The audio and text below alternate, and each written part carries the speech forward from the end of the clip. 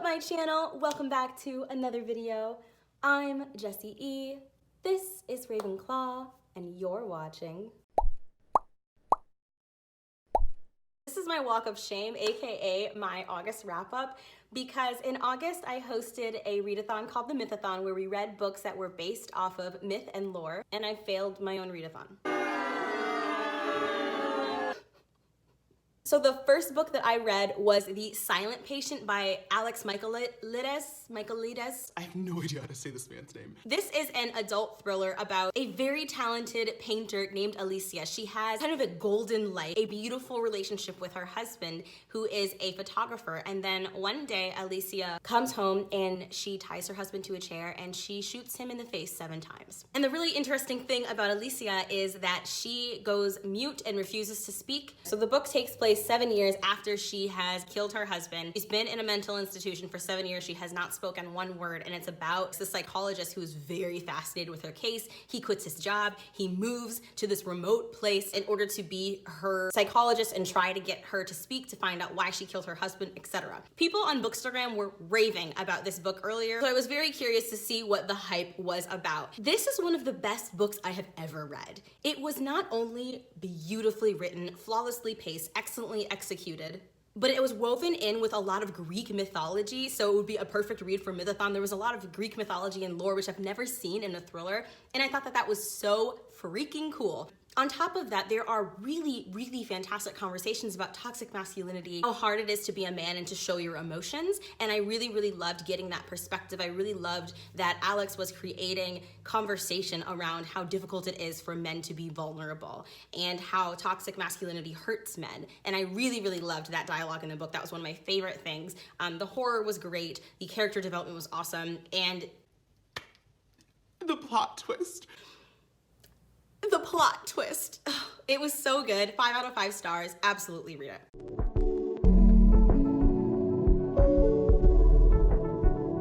Then I read Cuddy Morra by Thomas Harris. If you want to see my full thoughts on this book, you should watch my 8 books that wasted my time video, because that book was featured in it. Thomas Harris is the acclaimed author of the Hannibal series, and this is the first time he's written a book in 13 years, so I was very excited about it. It features a 26-year-old Latinx woman named Cuddy. She's the caretaker for this house, but underneath the house is a bunch of gold, and so it's about these criminals that are trying to get to her, get to the house, and her kind of having to defend herself and keep herself alive. I ended up giving this book 3 stars, and honestly, that was probably pretty generous of me. And if you want to see my full thoughts, you gotta watch my other video.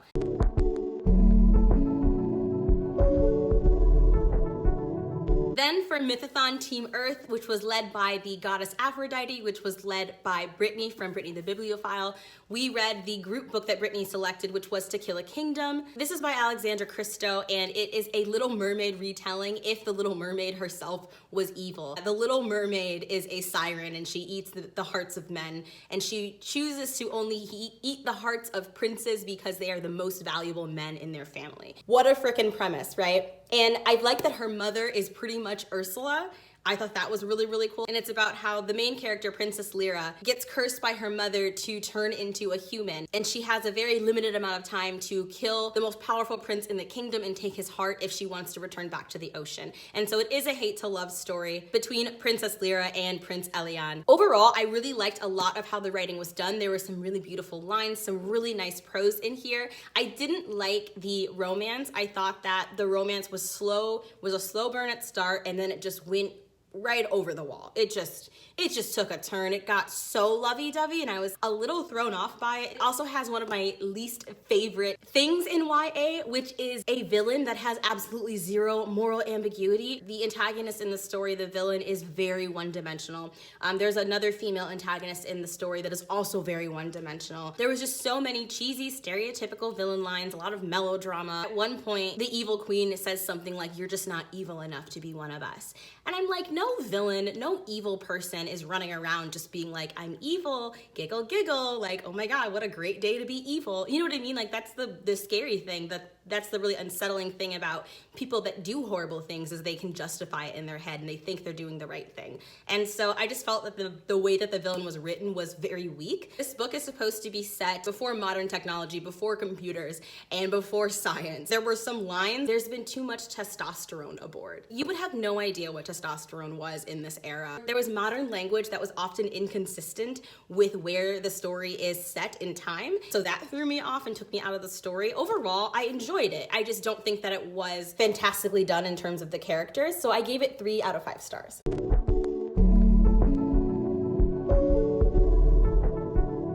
I read Song of Achilles, also for Mythathon Team Earth. The Song of Achilles is the book that came out before Circe. I read Circe last year. I loved it. Brandy from Brandy's Books gifted this to me for Christmas last year, and I was so glad to actually finally get to read it in August. Okay, sorry, the sun is literally just bouncing around in the sky, so I had to move to accommodate the new lighting. The Song of Achilles is basically the love story of Achilles and his general Patroclus. The story pretty much starts after Patroclus accidentally kills the son of a very powerful man and is then banished to pretty much be a slave in Achilles' castle, and it's about how this very unlikely friendship between the two of them form and eventually a romance. I like how all of the fantastical elements to the story, Achilles, who is half god, the development of his power, because it was done so slowly, it seems so real and believable, and the characters, oh my freaking gosh. Like, first of all, the romance, the sex scenes, just the love between the two of them, the ardent fervor with which these two men love one another was one of my favorite parts of the story. It was so well written. It wasn't overly cheesy. It was it was so measured, and it just felt real and something that you could relate to. There was absolutely nothing insta-lovey about it. I think this is one of the top 5 executions of romance that I personally have ever read. Not to mention that the writing was gorgeous, just absolutely flawless, stunning writing. There's nothing that I can say about this book that hasn't already been said. I love it so much, and 5 out of 5 stars. I liked it better than Circe. A lot of people prefer Circe, but if I had to compare the two, this one would take the cake.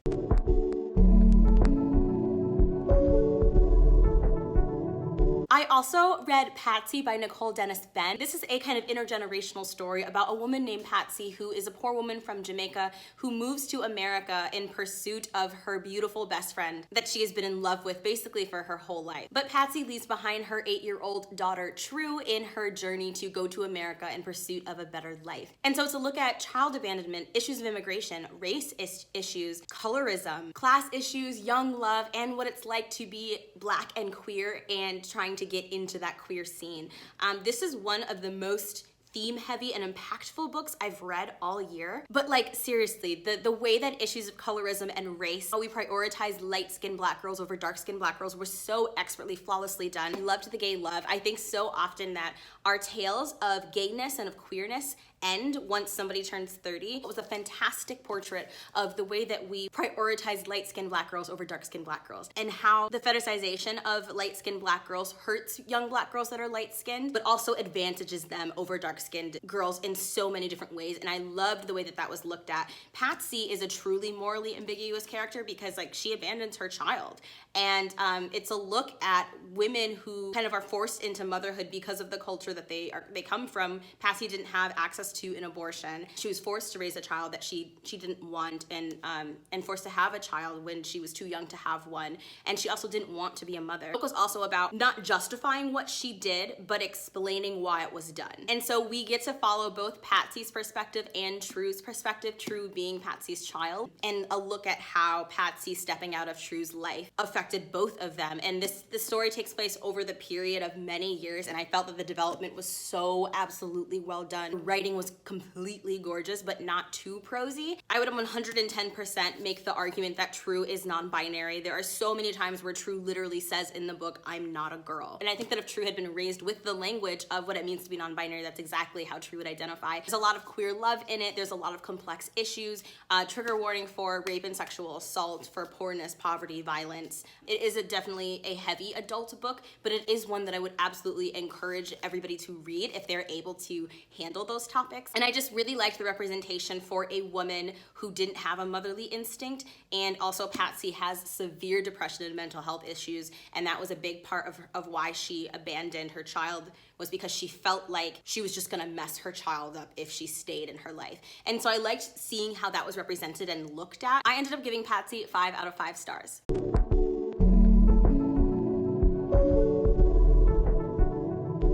book that I read was The Tattooist of Auschwitz. This was a book that I saw going around on Bookstagram quite a lot, and I decided to pick it up. Wow. Wow, wow, wow. This is actually a true story. I, for the life of me right now, cannot remember the names of the main characters for some reason, so I'm really sorry. Basically, the male protagonist of the story sat down with the author before he passed away and gave her his life story, and then she wrote a book based off of it. And so The Tattooist of Auschwitz is about this very intelligent young man. I want to say his name is Leon. Let's call him Leon. He was taken into a concentration camp and forced to tattoo his fellow Jewish brethren. In the concentration camp, he falls in love with a woman, and it's about these two people fighting to stay alive, to stay together. There are conversations about what it means to be a race traitor, what it means to play into a system of oppression in order to survive. It was well written, it was beautiful, it was awful and harrowing and so traumatic and horrible to read also. But it was also one of my favorite books of the year. God, it was so good. It was so good. Like, I still can't talk about it with any, like, it just, oh my God, it was so good. There's a companion book to this that comes out on September 30th, following a different person from the book. So I'm really excited to read that book. I highly recommend you read The Tattooist of Auschwitz and the book that comes out on September 30th, because I'm about to run to go get it. I'm so excited. I ended up giving The Tattooist of Auschwitz 5 out of 5 stars.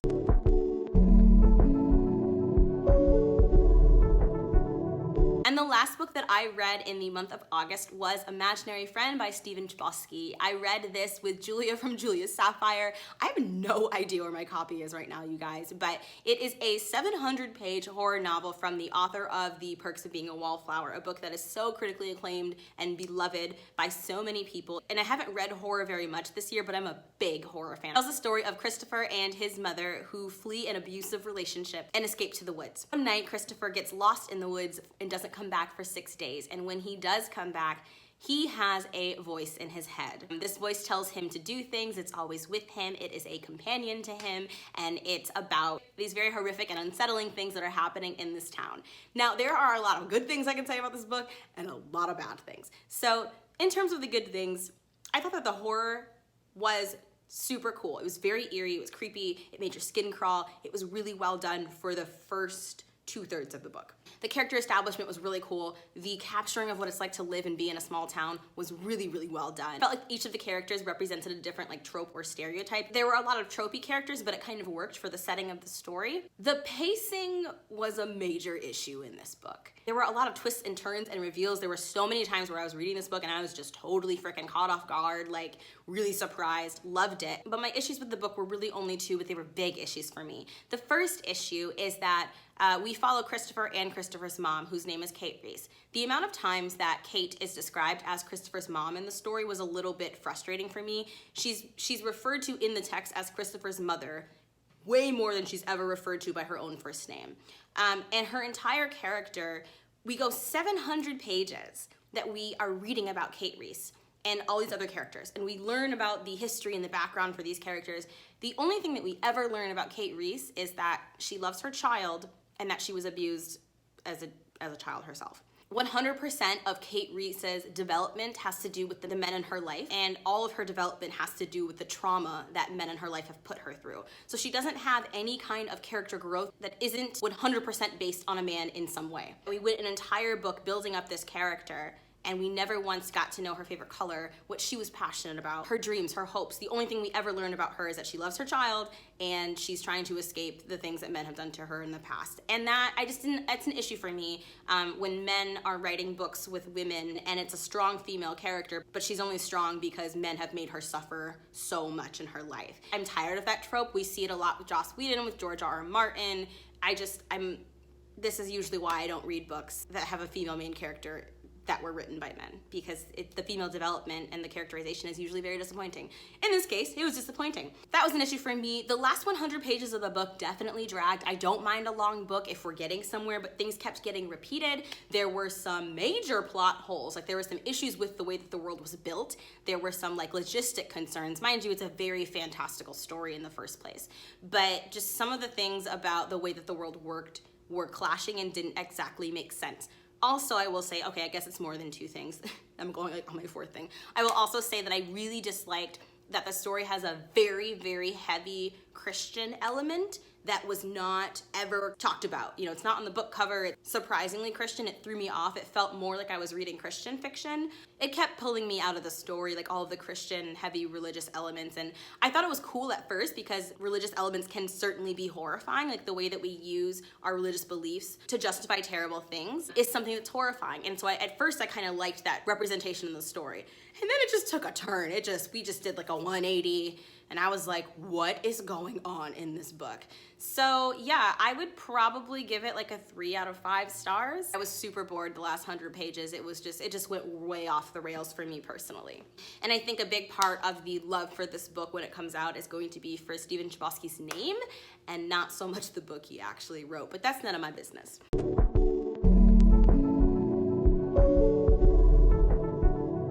Oh, hello. It Messy Jessie. I was in the middle of editing my August wrap up, and I was like, you know what, I should just add my September wrap up to it because why not? So I made myself a drink.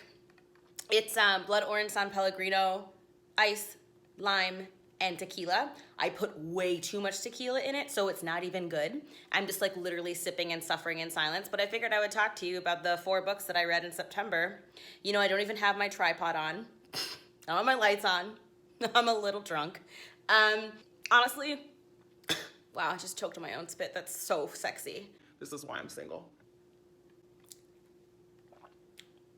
So honestly, the 4 books that I read in September were Kingdom of Souls, Slay, Dominicana, and Shadow Shaper. And the messed up thing is, like, I literally had to read Dominicana and Shadow Shaper for Afro Latinx-a-thon, which I hosted with Karina from Bookish Babbles, Capri from Capri's Book Island, and Taylor from Page Screen Taylor, 3 other really incredible Afro Latinx creators that you should totally follow. We did a live show on Taylor's channel of both of these books, giving our full thoughts. We talked for about an hour. It was really, really great. Check out that video if you want the full review of my thoughts on those 2 books.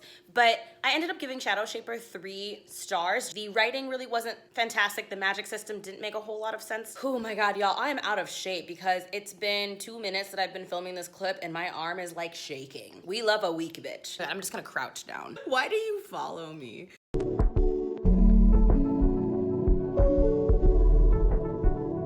Then I read Dominicana by Angie Cruz. I gave that book 5 out of 5 stars. It was incredible. It was phenomenal. The representation, it was truly a character study, and I loved how many themes were laced through the book. Things like immigrant struggles. There were elements of magical realism. It truly centered and celebrated Latinx culture.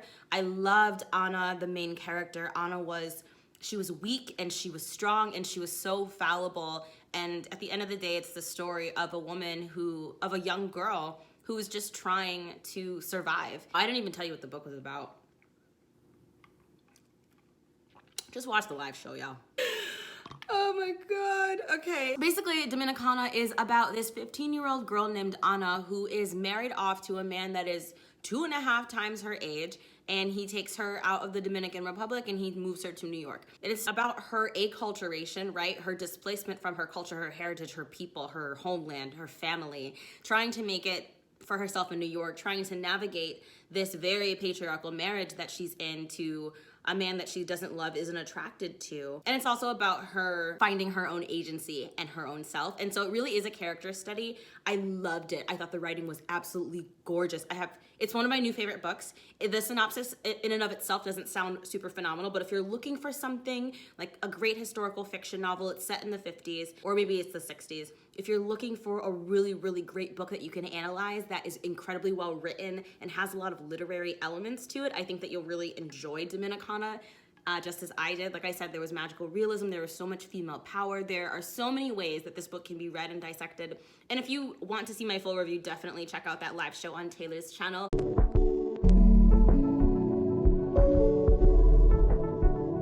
I read Slay and Kingdom of Souls for my Black Girl Magic vlog series. Absolutely loved them. I gave Kingdom of Souls 4.25 stars and I gave Slay 5 out of 5 stars. I would be shocked if this doesn't make my top 10 books of the year. If you only ever read one book that I tell you to read, please let it be Slay. Please buy and support both of these books, especially Slay.